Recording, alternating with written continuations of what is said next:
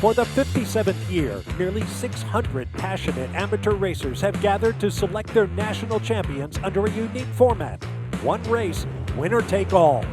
And for the first time in 7 years, their stage is America's National Park of Speed, Road America. Welcome to the Sports Car Club of America Runoffs, our broadcast presented by Mazda.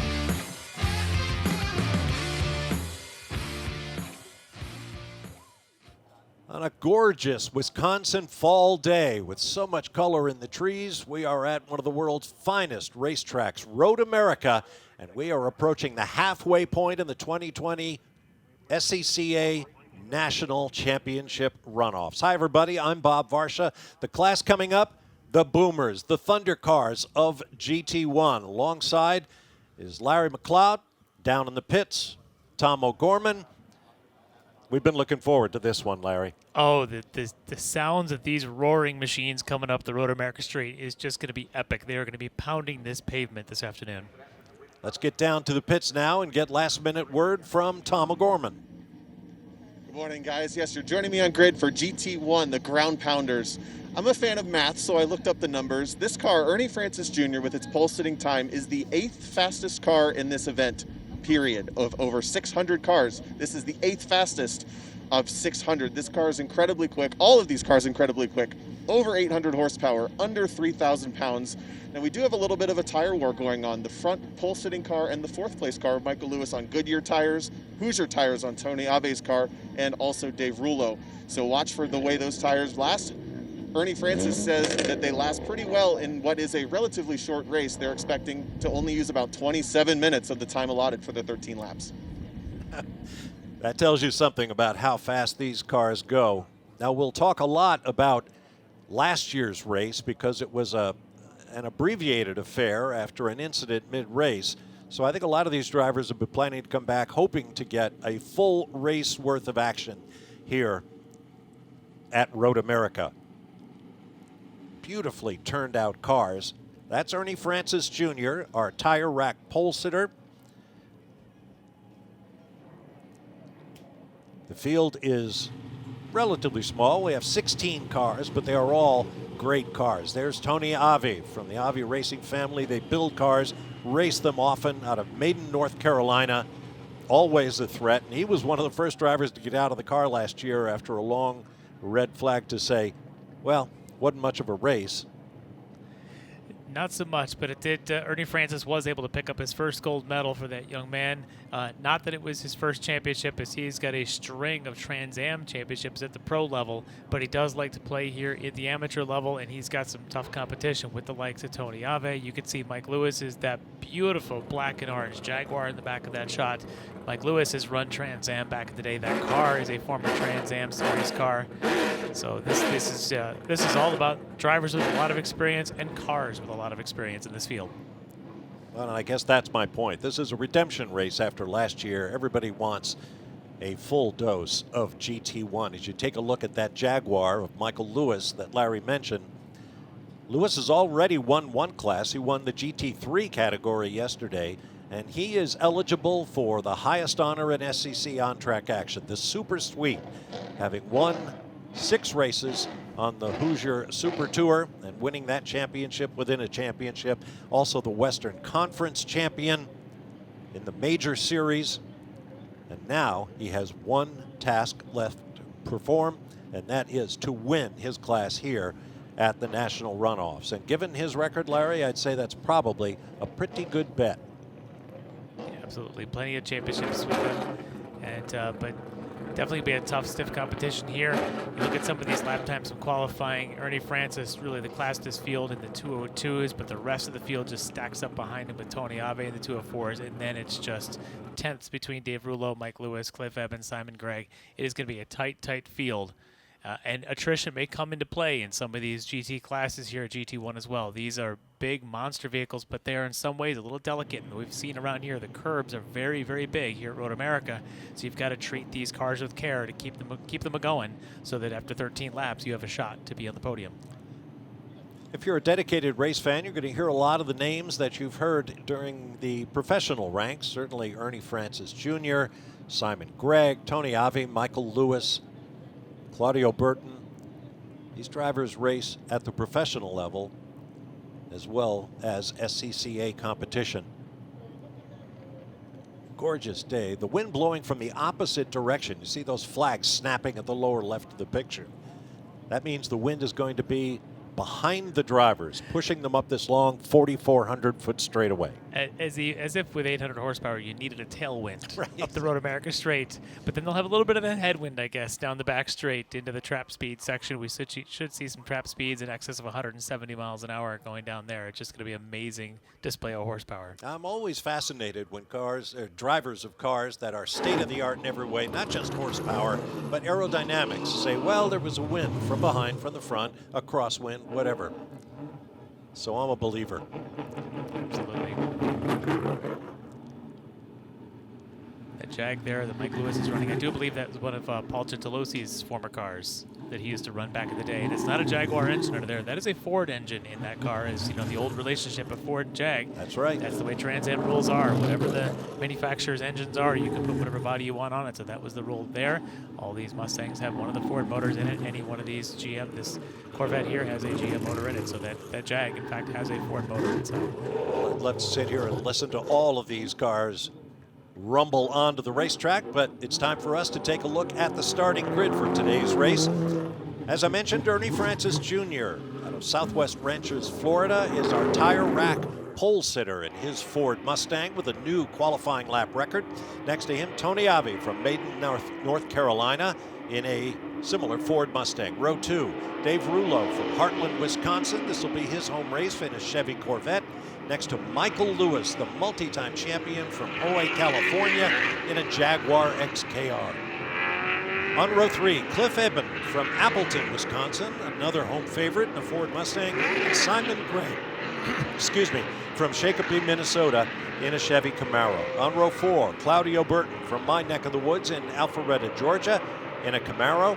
And Rick Dittman from Lincolnshire, Illinois, in a Corvette. Row 5 will be Danny Lammers from Fremont, Wisconsin in a Mustang, and David Furstand from Fort Worth, Texas in a Corvette. Row 6, Zachary Monette from Milton, Georgia in a Mustang, and Richard Grant from Germantown, Tennessee in a Chevy Corvette. Row 7, Joe Frieda from Nostaluga, Alabama in a Corvette. Next to Bob Monette from Milton, Georgia in a Chevy Corvette. And on the 8th and final row, Don Noe from Arlington, Texas in a Ford Mustang, and Paige Monette Alexander from Milton, Georgia in a Chevy Corvette. Now this year, qualifying awards were handed out on each of the days of qualifying. The climax was the tire rack pole day, of course, but on day 1, Sunoco offered 10 gallons of free racing fuel if your qualifying time was closest to a number ending with the 3 digits to the right of the decimal in 260. Important number for Sunoco Race Fuels. And for this race, Claudio Burton from Alpharetta, Georgia, picked up the honors. On day 2, Hawk Brakes offered the Breakthrough Award, a new set of pads, to the driver that had the biggest improvement from their day 1 qualifying time to day 2, and that went to Zachary Monette from Georgia in his Mustang. You're going to want to turn up the volume for this one, ladies and gentlemen. You can hear some of that grumbling just going around the carousel there as they're just sort of murmuring, just getting warmed up. Road America is 4 miles long, plus a smidge, 4.048 if you're scoring at home. 14 turns, 10 to the right, 4 to the left. That has an impact on the way the drivers set up their cars for handling and cornering and tire wear. Lots of high-speed straightaways, 3 in all, the longest of which, the start-finish straightaway, is over 4,400 feet. It's about 170 feet of elevation change. This is one of the lowest points on the track, Canada Corner. And as you see, the hill begins to climb, and then from turn 14 to start-finish, it climbs very steeply to the highest point of the circuit at the flag stand.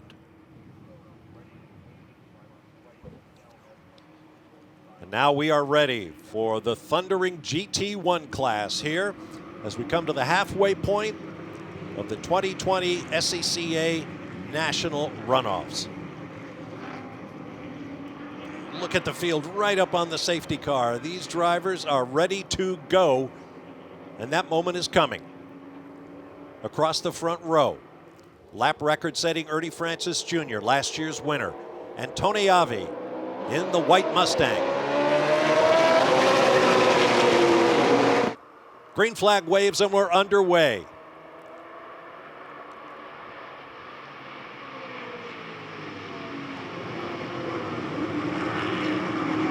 Francis snagging the lead down in turn 1. Drivers using all of the track and then some. Here's turn 3.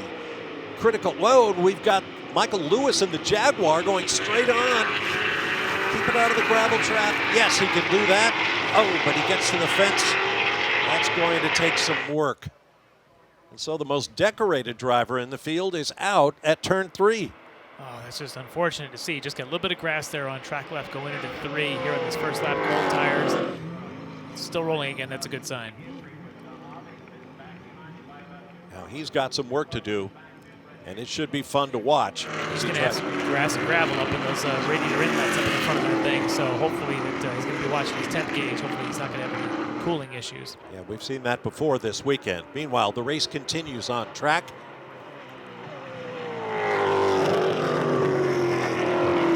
How about that noise? The Alberto Camaro, and that thing has just been making all kinds of echoing V8 screaming sounds all weekend. It's a very unique sound. It's just incredible when he opens up the straightaways. This is the carousel. See, it goes downhill slightly, a little bit off camber.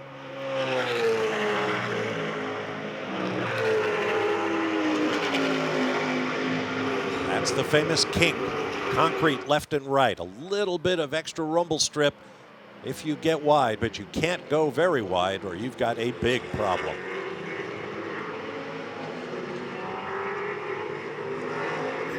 Such a delicate dance to get this monster of a machine slowed down there from Canada Corner.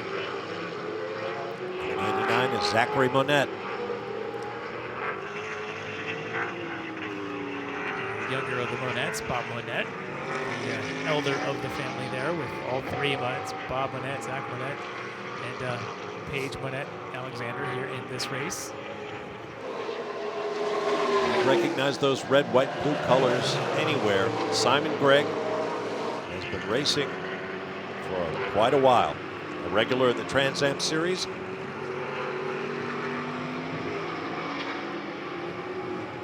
Quite a battle on his hands though with Rick Dittman in the Corvette right behind him.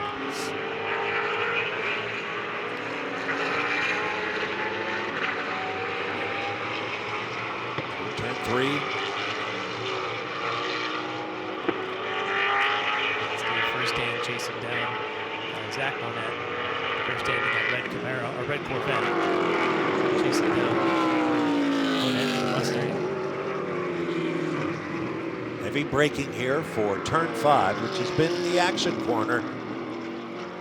Good passing opportunity.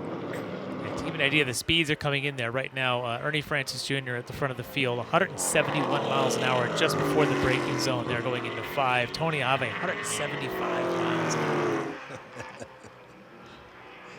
And everyone wants to crowd up against the fence as they flash by. Hear that amazing engine note. If you get, there's a bridge that you see the bridge they just went under there as they go down here towards the kink. You can walk across that bridge and you can just go walk around the edge. You get a view of them as they enter this kink. And these cars, a little bit of brakes and kind of a little squirrely as they go into that. Always a treacherous move to watch. Good look at Ernie Francis Jr. watching timing and scoring to see what kind of progress Michael Lewis might be making.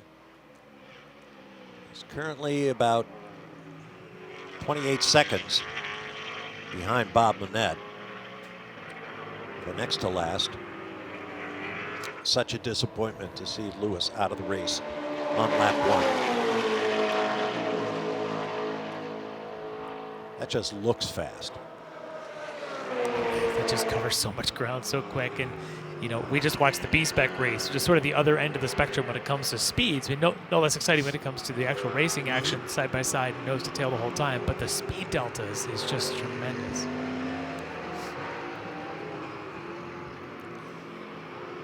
Ave really holding his own, though, not letting Ernie Francis Jr. get away. But these mid-pack races, like you're seeing here. Simon Gregg moving slowly. It does not look good. And we've talked about it over and over again during the 12 classes previous to this one that have run this weekend. The track is fabulous, but it is wide open, sweeping. Well, Simon's going to have to pull it off. Looks like his race is over. There's so much full throttle running, so much stress put on the components of your race car. Yeah, you're wide open for a long time. The curves around here, as you can see them there coming off of turn 7 down the Hurry Downs. And you can see them here. If you touch that curb at the apex at 8, or if you touch the exit rumbles there, they're trying to stay off the gators. But of course, you know, you rumble a little bit, they start shaking bolts in that car. They definitely put some damage on that. Attrition has been a big story thus far here at the runoffs, and will continue to be as we go along.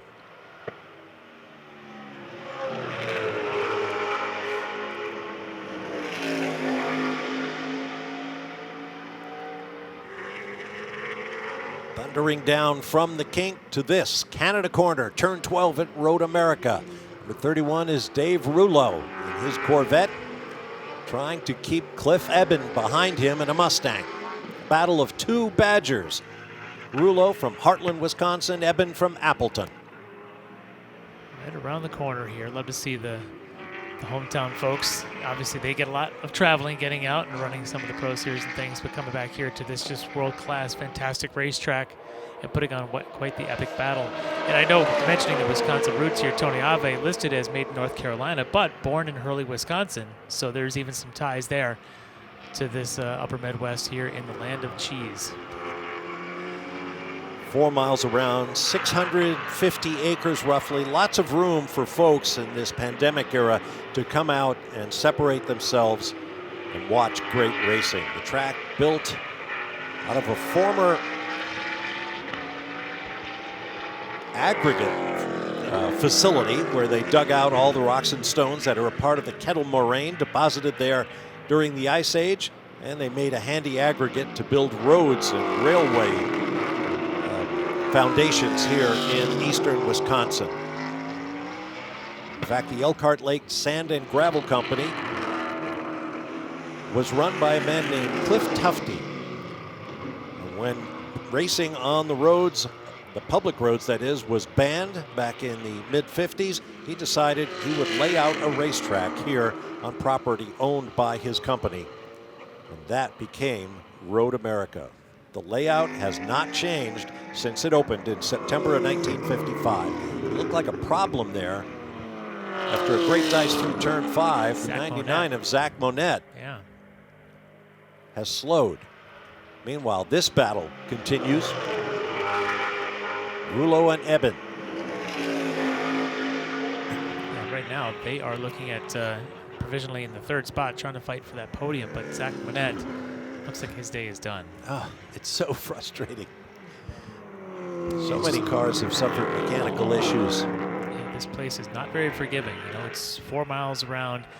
It is rough. You can see the elevation changes here, which just makes it so challenging for a driver because every corner entry is a lot of little downhill braking points, some camber changes through the apexes, but the curbs are just brutal. They go from a little bit of a rise to the curb, and then it drops off to a rough, and some of the gators on the exits can really just pound away at a car.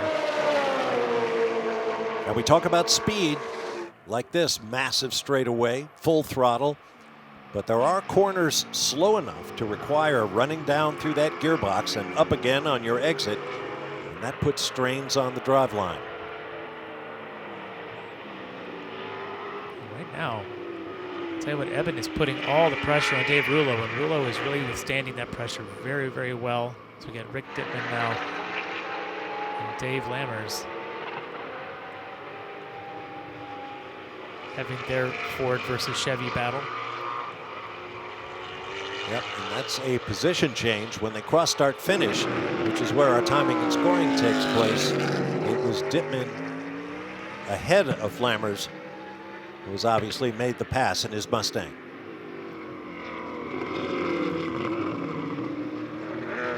Strong week for the Mustangs. A lot of Mustangs at the front of this field. Ernie Francis, Tony Ave. Tony Ave last year was running his Corvette. It's actually parked under his canopy down there at the bottom of the hill, but he's running his Mustang this week. You can see Cliff Eben trying to chase down Rulo. And speaking of forward power, that Jaguar, Mike Lewis, looks like he's just going to go ahead and pull it right back into the pits after that first lap off. And I wonder if he's getting a little bit of overheating with some gravel or some grass in those radiator inlets. He may park it. He may just have the grass pulled away and get back into it.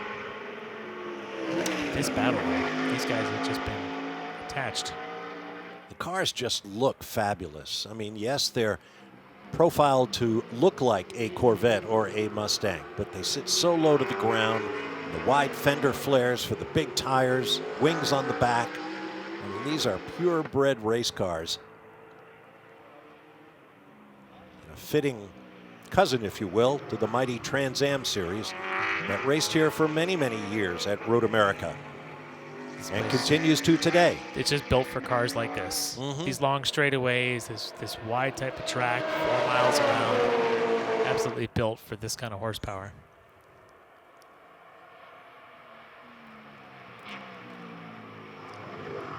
So podium position potentially for Dave Rulo behind Ernie Francis Jr. and Tony Ave. We're having their own little dice. You see the upper left of your screen. Ernie Francis leads Tony Ave by less than a second. Yeah, Ave's closed up quite a bit here in this last couple laps. Ave has done his, I think his own personal best laps. He was able to get within that second. This is the battle.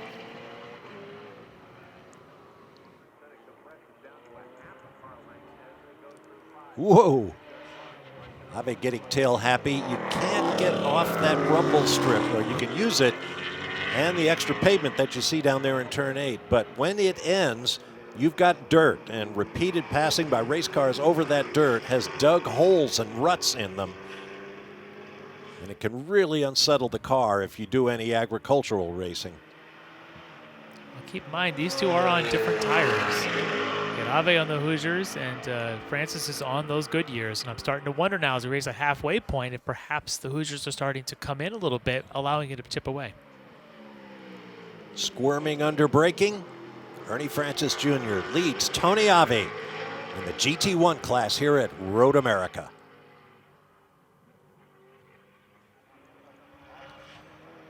This is the battle for first place and the gold medal at the SCCA Runoffs here at Road America. Ernie Francis Jr., the defending class champion, and Tony Ave. Those two started on the front row, and they've been basically doing this little minuet since the race began as we work lap 7. Love seeing this. This is the youth and experience going heads up. You know, Ernie Francis may have a couple of championships under his belt, but he is still a very young man. Tony Ave, a few years older, but plenty of experience right now. Keeping that car, was willing to drop back first couple laps, keep the car contained, not use it up, and here he is. That car's coming into its own right now. Can Ave get alongside in the white Mustang? Yes, he has. So he'll have the inside line for the left-hander coming up. And we have a change for the lead as Tony Ave, Ernie Francis tries the duck and run under, but he can't make it stick. In fact, something wrong with Ernie dropped Francis. back? Yeah. Oh, problem for the defending champion. Oh my. Yeah, there's definitely something wrong there. Didn't see what that was. I'm wondering if maybe as he went out of braking and gearbox or something like that, just unable to get back on the power. Don't see him dropping anything. It's the first thing we look for. Which means this battle now between Rulo and Eben now becomes a battle for second. It's Tony Ave now out in front, looking in his mirrors going, where did Ernie Francis go? I'm sure he's on comms with his team to let him know. And now his ears will become really crisp. His ears will definitely be listening for anything in his own machine As you get past that halfway point, you start listening for all the little things that might be causing a little attrition to your own machine when it's for Tony Ave. But Rulo and Eben, these two aren't listening to anything. They're just watching either mirrors or bumpers.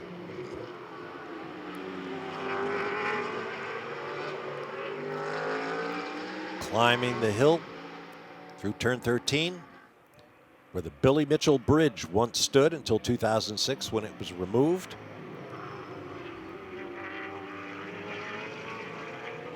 And part of the improvements to Road America over the years, but it remains, as I mentioned earlier, in its original configuration. So if you like to compare times, you can go way back into the history books, all the way to 1955, when the first race run at this track was won by Phil Hill in a Ferrari, America's first Formula One world champion. So much history here. You bet. Keeping an eye on Claudio Burton back there. He's not far away. He's just chipping away at these two. He just took about 2 seconds out of Cliff Eben for third. So I'm keeping an eye on that dark gold Camaro. He's pretty hungry right now, thinking he may have a shot at a podium watching these two white cars out in front of him.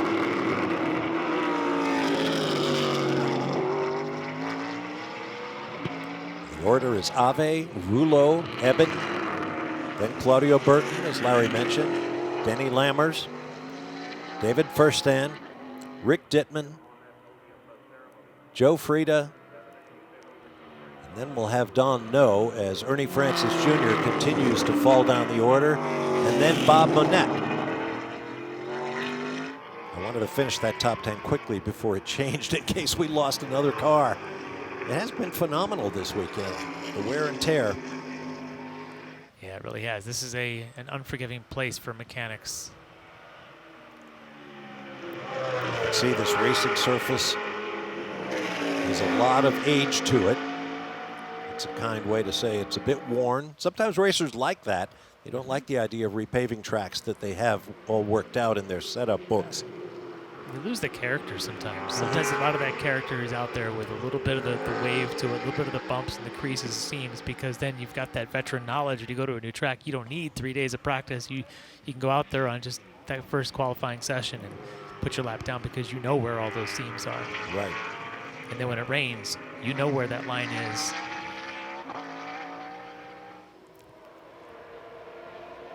Rain changes everything, but apparently not a chance of it this weekend.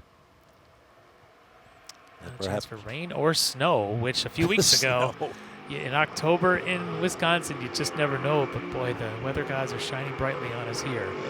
A week or two ago, I went to a family affair out in Breckenridge, Colorado, and they were talking about snow every day. And up in the high reaches of the mountains, they got some. But as you can see, it is full autumn here in Wisconsin. The trees are beautiful, the track is fabulous, and the action has been terrific. So stay with us. Today's broadcast of the SCCA Runoffs is brought to you by Mazda. Feel alive. When the finish line calls, we answer. Hit the road with insurance protection from Hagerty. Whether you drive a built racer, sports car, or exotic, and save an average of $264. Get a quote today at Hagerty.com.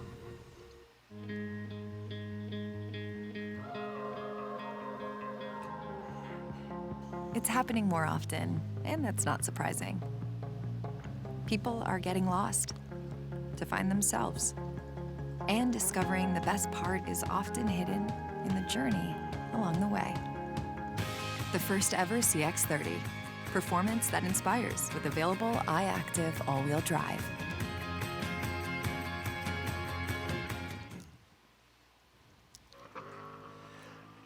The action continues here at Road America in the thundering GT1 class. There's a look at race leader Tony Ave, who was trailing defending champion Ernie Francis Jr. until lap 7 of this race, when Francis pulled over with a mechanical problem.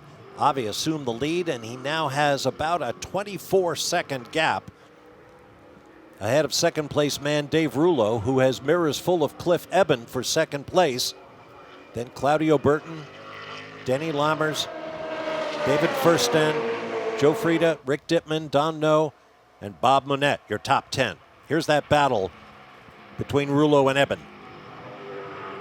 Rouleau has been able to lead this battle the entire time, and Eben has just been patient sitting behind him. But at some point, you know, we're down to these last 3+ laps. Eben's going to have to make a move. I'm just curious how much tire that Eben has left himself in that tire bank. He hasn't quite made all the withdrawals from his account to be able to make a move.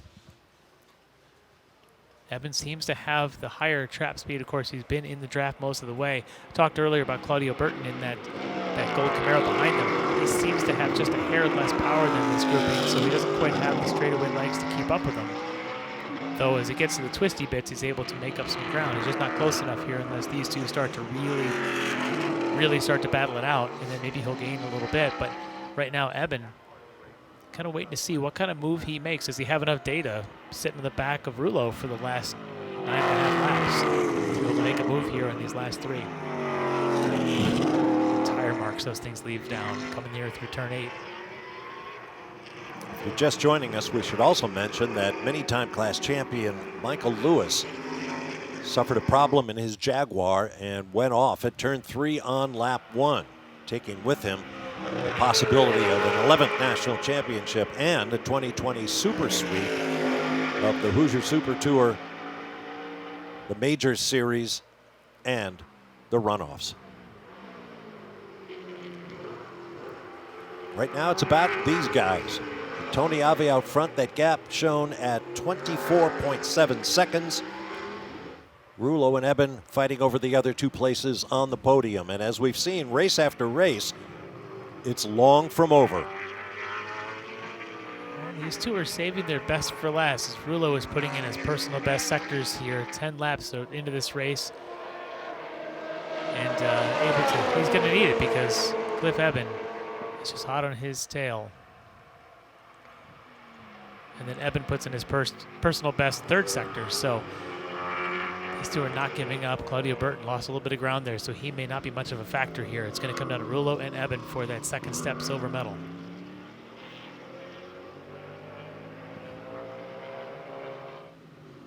Little tap of the brakes at that blind turn 6 over a brow left-hander. You have to look around for your brake point and your turning points because you cannot see the apex of the corner from the race car. Flames spitting out the sides. It's just A lot of flames. Raw muscle racing. Just flames and tires and it's beautiful stuff. I'm just going to see if can Cliff Eben keep close enough. Rouleau has really been able to crank it up here in this last lap and a half or so. He was able to just keep Eben behind him while saving enough of the car. But now can Eben respond? With 2.5 laps remaining, Eben's going to have to work a little bit. He's dropped back now, almost a second behind him.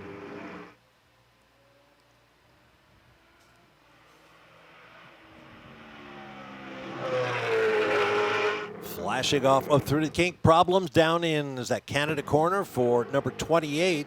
That is Paige Monette Alexander. And she will have the leader might have already passed that point. Certainly that Rouleau-Eben battle. There they are. Fortunately, she was able to clear the area before they arrived.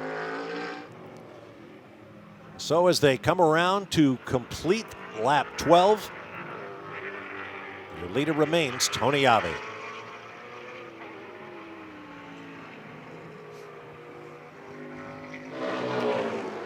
Up the hill and headed towards start finish. Across the line they come to take the white flag here in the GT1 division at the SCCA Runoffs. This is the battle for 2nd. The white Chevy Corvette of Dave Rouleau against the similar white Mustang of Cliff Eben. Leader Tony Ave is down the road about 23 seconds after he was handed the lead when early race leader and defending class champion Ernie Francis Jr. suffered a mechanical problem and pulled to the side of the road. Rouleau and Eben now getting around Paige Monette Alexander. Likely she'll pull off to the side there on that back straight, let them go through. But Tony Ave here, just cool as can be, which I love how he puts his own initials on the back of the car. I'm sure that's what the TA stands for on his bumper there, and not Trans Am. Well, they build these race cars with a lot of success. Tony has been around. I'll be interested to hear his winter interview, if in fact we hear it. Fingers crossed. Meanwhile, this is Denny Lammers and Dave Furstand here for 5th and 6th. Another Chevy versus Ford battle. This is never over until the checker waves.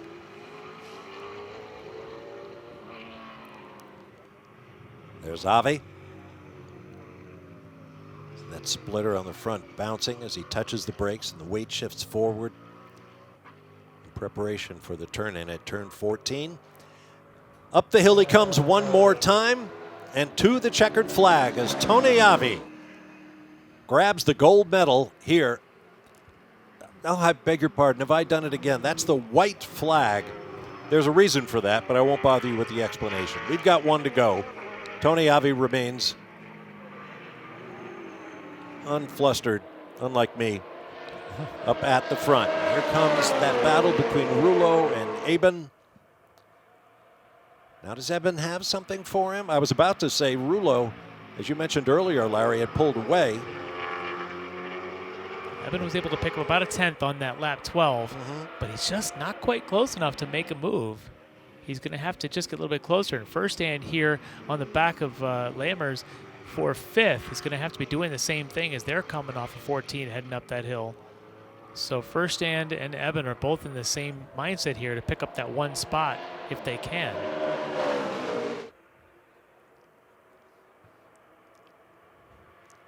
In one case, it's a Mustang chasing a Corvette. In another, it's a Corvette chasing a Mustang. Well, we want to be impartial about this. Play no favorites.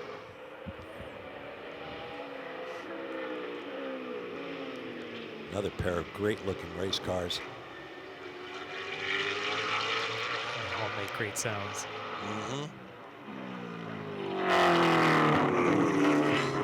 Rouleau and Eben. Off to the left, you had a glimpse of Michael Lewis's car. Excuse me, not Michael Lewis, but Ernie Francis Jr.'s Mustang. Built for power and speed. And right now, sitting forlornly by the side of the racetrack. It'll be a woulda, coulda, shoulda kind of thing for several drivers in the class this weekend as you look at Claudio Burton running his Camaro. Great shot of that deep gold colored Camaro and those noises it makes. But Tony Ave. Looks like he's lifted a little bit, and why not? He's got a fat 20-second lead en route to the checkered flag as Tony Ave wins the national championship in GT1. Well done. Here comes second and third, and it looks like, in fact, Cliff Eben didn't have anything for Dave Rouleau. He followed him lap after lap, unable to make the pass, and they come home second and third. And here is Burton flashing across start-finish in 4th place.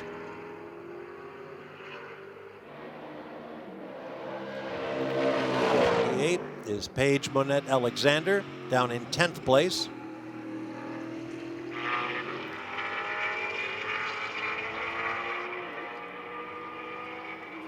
Great race between those two there for the second and third step on that podium with Eben and Rouleau. Rouleau was able to just kind of save enough of the car that those last 3 or 4 laps he was able to just start to put down his best sectors over and over and over again, and Cliff Eben just had nothing to respond with. So great racing between them, but Tony Ave up front was able to drop back just a little bit from Ernie Francis early. The car came in about 3-4 laps later, begin to pressure the back of Francis, and then we're not sure what the mechanical issue was with Francis there. They made the clean pass into 5 and then just turned the mirrors down and said, okay, time to bring it home. Turn the mirrors down. I like that. Can't say it's original. I might have taken that one from Mr. Greg Kramer, who's announced these runoffs once or twice. Greg, hope you're listening in and enjoying the show here a little bit.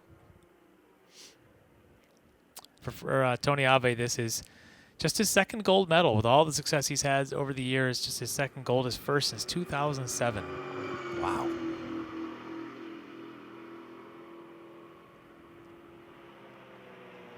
Well, today it's a bit of a Saturday drive to a championship for him. In another class that saw a healthy share of attrition. I wonder what would have been with that Mike Lewis turn 3 braking zone, going into that grass and then kind of pounding through there into the gravel trap. What would have been had he been able to stay on pavement there? Well, it's part of racing.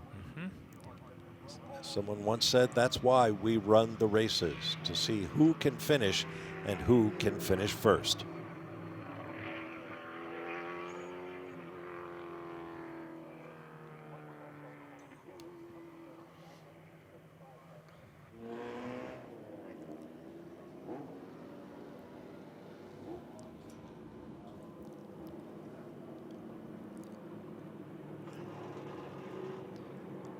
A beautiful wide pit lane here at Road America, and into the winner's circle comes Tony Ave, who picks up the national championship in the GT1 class here at the SCCA Runoffs.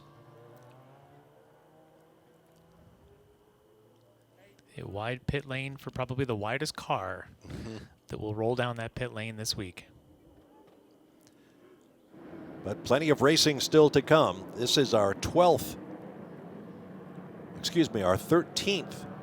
of 26 classes, so we are right at the halfway mark. Plenty of great racing still to come.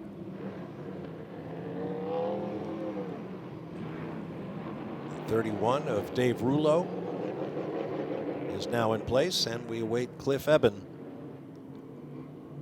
our third and final podium finisher. There he is. And the SCCA worker in the pit lane is saying, hey, wait a minute. You were supposed to stop. Courtney will go fetch him. Well, while they try to collect Cliff Eben, their third place finisher, let's hear from our winner with Tom. Tony Ave, that race looked like it was starting to swing your way, and then it ended up falling in your lap. How much of that was the game plan? Really all of it. They've been on soft tires all week, and we haven't had a soft tire program. So we figured he'd get out, and then I'd run him down towards the end. And to be honest, I think he was running a pace to try to keep his tires under it, and I didn't have to go very hard to stay with him. And then, it looks to me like they just went off, but he may have something else break. I passed him, and he tried to stay with me for a little bit and then pulled off. So either they broke something or their tires come apart, one of the two. But big thanks to Hoosier for doing such a great job, and all my guys, Denny Lamers, and I love racing at Road America. Made the pass for it to count and earned the gold medal. Congratulations. Well done indeed to Tony Ave. And that was a very clinical dissection of the race in terms of tire performance and what his plan was and how things all turned out. Unofficial results, Ave, Rouleau in second, Eben in third, the Claudio Burton in the Camaro in fourth, Denny Lammers, David Furstead, Joe Frieda, Don Noe, Bob Monette, and Paige Monette Alexander. 8 cars on the lead lap at the end, and a 16-second margin of victory for Tony Ave.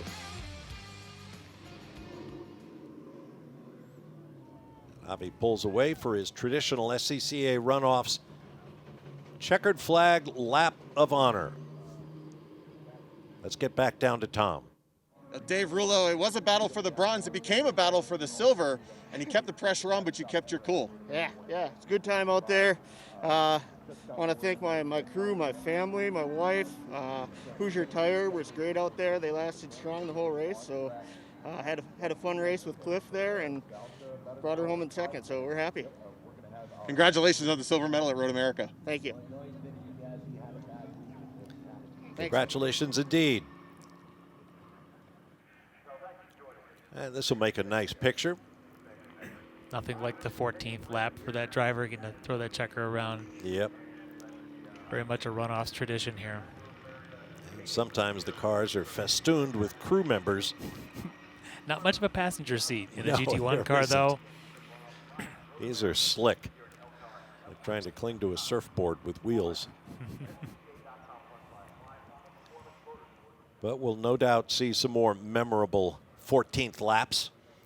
And even for a pro like Tony Ave and a veteran like Tony Ave, I'm sure this is still a special moment for him. Sure. Perhaps this is where it really dawns on you why you do it. Absolutely. And I'll give a big wave to all the flaggers, the workers around this place, and who've been out here for more than a week, and they love this moment as well. Up to turn 6 goes the race winner, and we go back down to Tom. We found Cliff Eben. Now, Cliff, it was the best battle on the track, even though it was for second. You kept the pressure on. It was a well-run race. Yeah, everything went pretty smooth. I had them at one time, but then they sent a car out on the track in front of me, and it kind of cost that, so never was able to get past again. Well, congratulations on the bronze medal. I can't hear you. Okay? Yep, that's the point, Cliff. You can't hear when these cars come by, and the sound is such a big part of the spectacle. Here's a look at the highlights. Ernie Francis Jr. and Tony Ave across the front row.